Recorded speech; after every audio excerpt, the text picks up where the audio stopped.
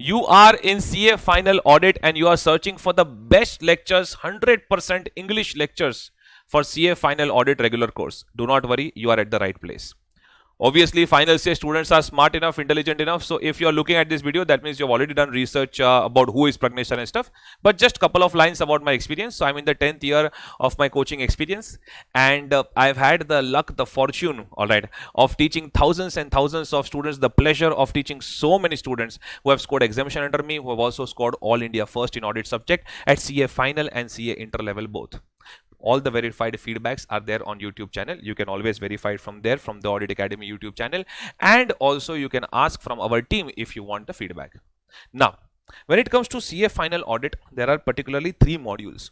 In these 3 modules, there are around 19 chapters. I repeat, there are 3 modules and there are 19 chapters.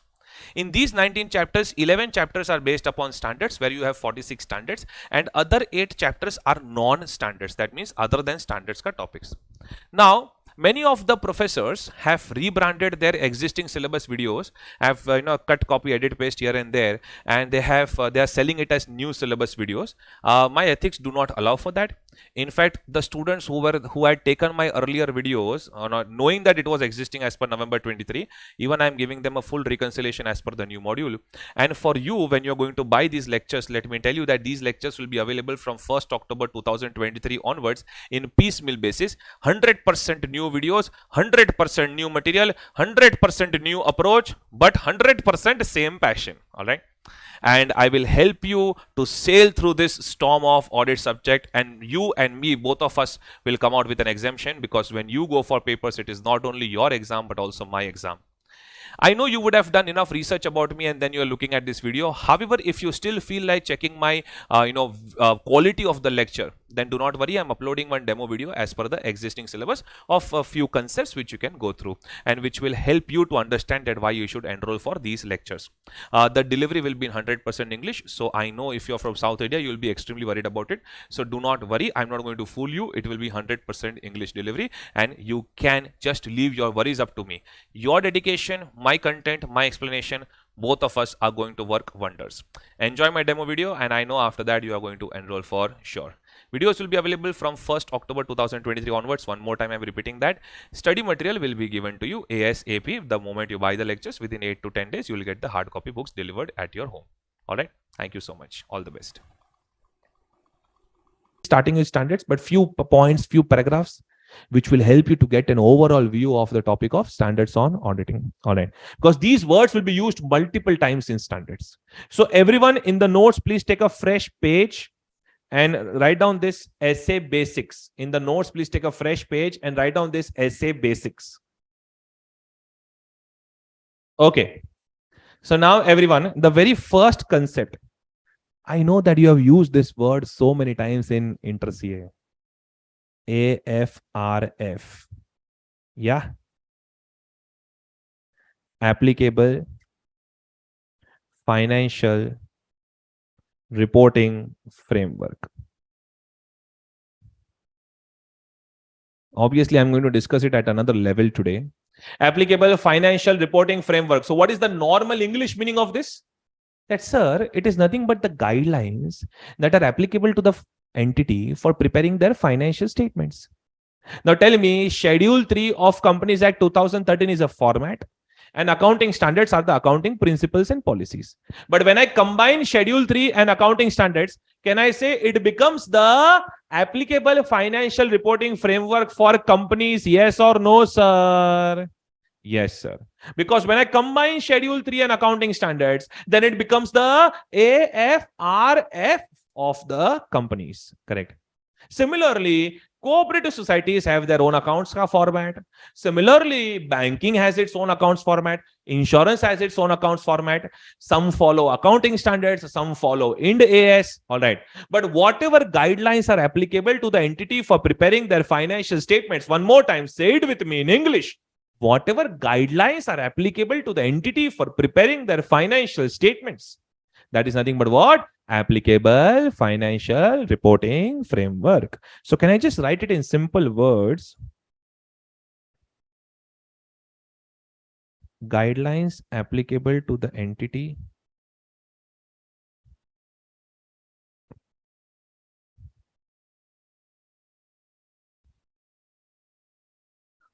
for preparing financial statements. That is nothing but what? Applicable financial reporting framework. Now tell me everyone, financial statements are actually of two types. One is GPFS, another one is SPFS. General purpose financial statements and special purpose financial statements. Sir, what do you understand by general purpose financial statements? Man, whatever you have prepared at interest level, balance sheet, P&L as per Companies Act, which is applicable for the companies, which is used by all the stakeholders. The set of financial statements which are used by all the stakeholders. Come on, tell me everyone, at interest level, the balance sheet and the P&L that you prepared, was it only for the management? Was it only for the shareholder? Was it only for a bank? No. Can I say it was for all the stakeholders? Yes or no, sir? Yes or no, sir? Yes, sir. So that is GPFS, General Purpose Financial Statements. So how do I write it in English? Financial statements prepared to serve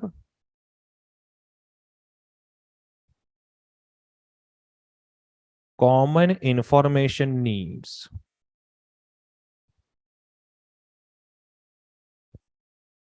Common information needs of the users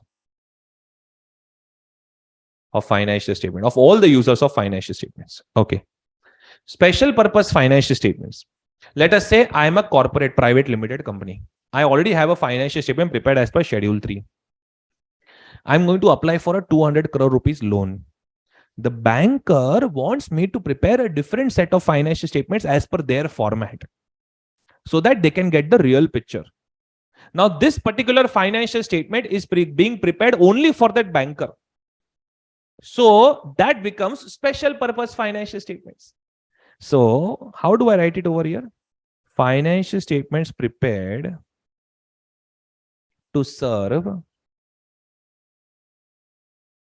specific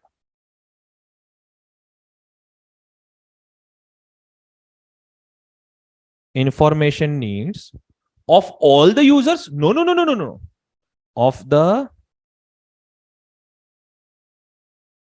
intended users of financial statements. Over here it was of all the users of financial statements, whereas over here of the intended users of financial statements. Sir, general purpose financial statements, example, company final accounts. Special purpose financial statements, it could, any example you can write it over here. Example, final accounts as per the banker's instruction. I don't have space. Can you just fill it up over here? Final accounts as per the banker's instruction. Or final accounts as per some investor's instruction. All right. Okay. But obviously, when we talk about statutory audit, that is always an audit of which financial statements? General purpose financial statements. Correct. So statutory audit, normally what you see is for audit of general purpose financial statements. In fact, the 35 standards, which are SA 200 to SA 720, that deals with audit of GPFS only, because SPFS is a very small and rare assignment. Correct. So audit of SPFS is governed in SA 800, which is done at a later stage. Only for the students who will go into the new syllabus. Otherwise, it is, you should always be worried about 200 to 720. All right. So everyone over here. Now I want to discuss further. Now what I'm going to discuss is very important for your exams. The general purpose financial statements, obviously they are prepared based upon some guideline, correct? Now there are two types of guidelines. Wait, it will take some time to understand, but you will love it. One is fair presentation framework and another one is compliance framework. I will make it very simple for you, but just keep on writing. Fair presentation framework and compliance framework. Tell me, people who are into statutory audit of companies, it could be bank, insurance, any corporate sector. So normally these companies, they prepare financial statements as per the Schedule 3 and accounting standards or Ind AS, whatever it is applicable. But tell me, have you ever asked management to provide some additional notes to accounts, which are in addition and beyond the requirements of Schedule 3 and accounting standards? Do you ask management that please explain this in these notes? Na? Management will say, hello, but this is not required as per Schedule 3. I am still requesting you that please explain it in the notes because it is important for the better presentation of financial statements. But it is not required as per Schedule 3. Why are you forcing us? Go download Schedule 3. It is written over there that the disclosures in Schedule 3 are minimal disclosures. It is the responsibility of the management to provide additional disclosures for the information of the users of financial statement. This line is written in Schedule 3. Please also go to accounting standards. There is a basic concept of materiality. And materiality is nothing but anything that can influence the economic decision of the users. So when you are preparing the financial statements as per Schedule 3 and accounting standards, you are obliged to provide additional information beyond the requirements of the framework. Don't mess with the article. Come on. Have you ever faced this situation? Yes or no, sir? In a less dramatic style, but have you ever faced this situation? Yes. Yes. Hello. Every action has an equal and opposite reaction. When I am throwing so much of energy, at least little bit needs to come from your side. Okay. I know you are changing your clothes as of now, getting ready for office, but little bit you can type. Okay. You know why you are able to do this argument with the management? Because the company final accounts, Schedule 3, accounting standards, it is clearly written over there that the disclosures given in Schedule 3 and accounting standards are minimal disclosures. That means that much should be done for sure. And additional disclosures should be given by the management to achieve fair presentation. To achieve fair presentation. Schedule 3 and accounting standards are the biggest examples of fair presentation framework. Which framework? Fair presentation framework, where the framework is not just focusing on the mandatory disclosures, but the framework is also putting an additional responsibility on the management to achieve fair presentation.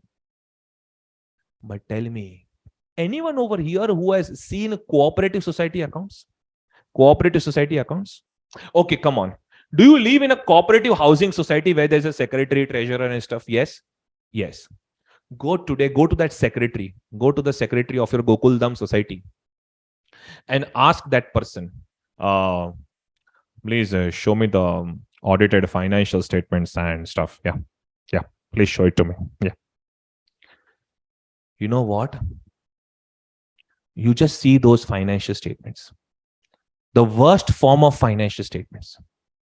Because in cooperative societies, it is the registrar of cooperative society which prescribes the format, and the management is just expected to follow that format. That's it. Pure compliance nature. Pure compliance nature. There is no additional responsibility on the management to take additional efforts to achieve fair presentation. There is no such additional responsibility on the management to take some efforts to achieve fair presentation, because cooperative society accounts are purely just a compliance job. Which job? Compliance job. So tell me, are you understanding the difference between fair presentation framework and compliance framework? Yes or no, sir? Come on, everyone with me. Yes. When I say fair presentation framework, everyone needs to write down now. Everyone needs to write down. And let me tell you, the biggest dhamaka is still pending. Why I am teaching you this concept? Just wait for me to end this lecture. All right, fair presentation framework. Write down over there. It requires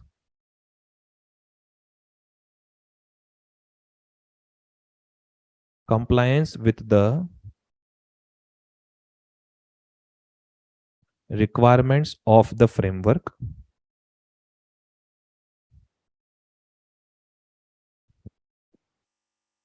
No. Even Schedule 3 and accounting standards, they do require compliance. Obviously, yes. But what is the thing that differentiates them? And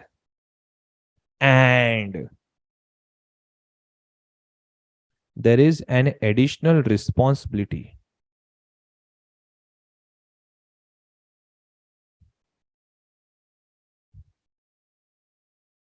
on the management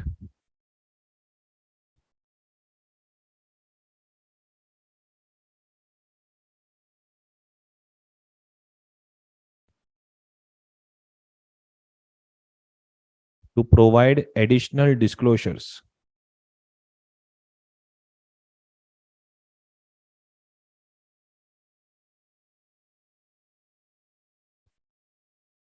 beyond the requirements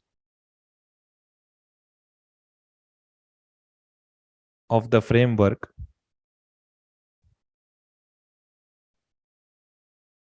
in order to achieve fair presentation. Even if you are traveling, please do not log out from this session. You are going to listen a very important thing at the end. There is an additional responsibility on the management to provide additional disclosures beyond the requirements of the framework in order to achieve fair presentation. All right. But when it comes to compliance framework,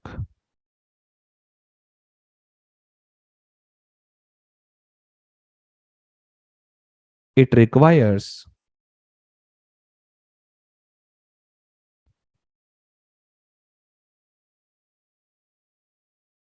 compliance with the requirements of the framework. It requires compliance with the requirements of the framework.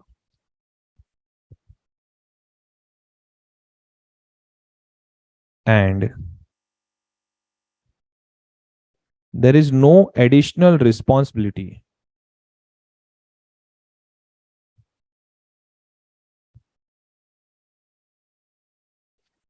on the management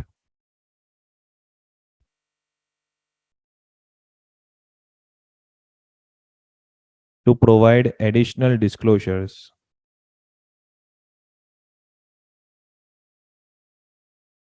in order to achieve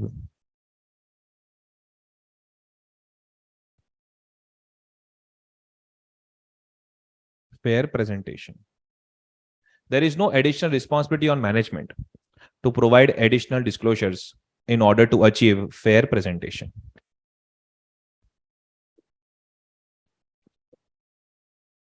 We will also write examples so that later on it does not confuse us. Schedule 3 of Companies Act 2013 plus AS or Ind AS.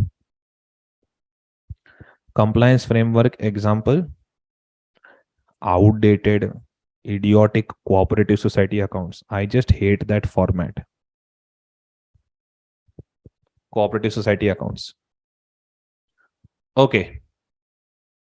Now you know why we are learning this concept? Because when you are conducting audit of financial statements under compliance framework, I am repeating, when you are conducting audit of financial statements under compliance framework, you are not allowed to use the phrase true and fair view or presented fairly while expressing your opinion. Yes, eyes and ears wide open. When you are conducting audit under compliance framework, you are not allowed to use the phrase true and fair view or presented fairly while expressing your opinion. Why? Because the framework itself was not prescribed to achieve fair presentation. The framework was just of a compliance nature. And that is why we will also not use the phrase true and fair view or presented fairly while expressing our opinion. Go today, there is an open challenge. Go to the audit report of your cooperative societies where you are residing. Please ask your secretary or treasurer to share the audit report with you, and you will not see the phrase true and fair view over there. And that is how we link practical life with the concept. Are you getting my point? Yes or no, sir? Yes. Yes. Examples are all around you. You just need to observe. Okay. So that is why we are learning this concept. It will have a very big impact on our preparation. So students, for compliance framework, okay, you will put double asterisk and you will write down over here.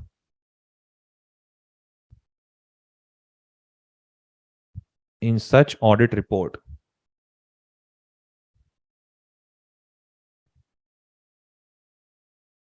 we are not allowed to use the phrase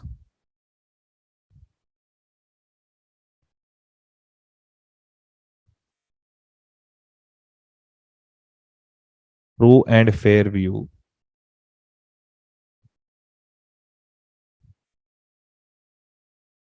or presented fairly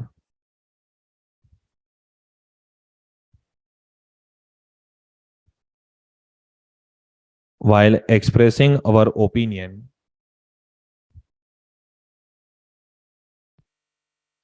unless otherwise required by law. Tomorrow, if the law of cooperative society says that we will have to use this phrase, then we will use that phrase. No, because we don't mess up too much with our business. Unless otherwise required by law.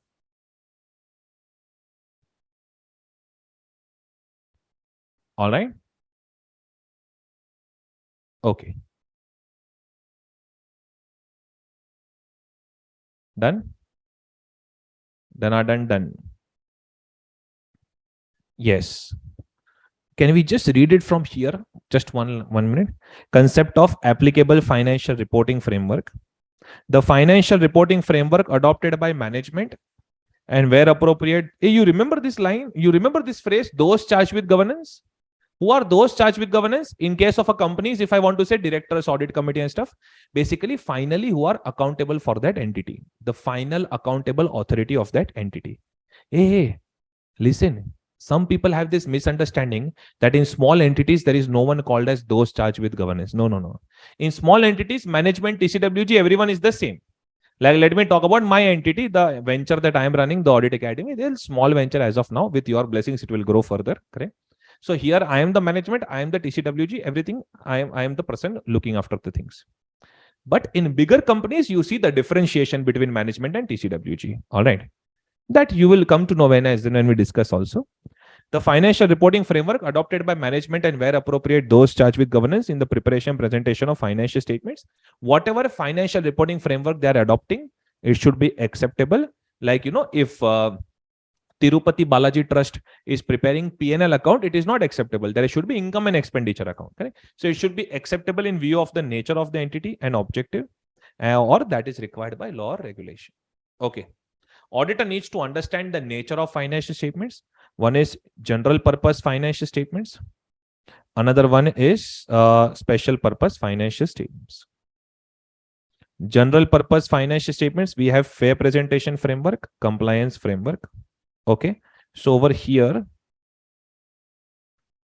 you can now write down notes and listen to me. Again, I will repeat this concept. Plus audit report concept, SS 700.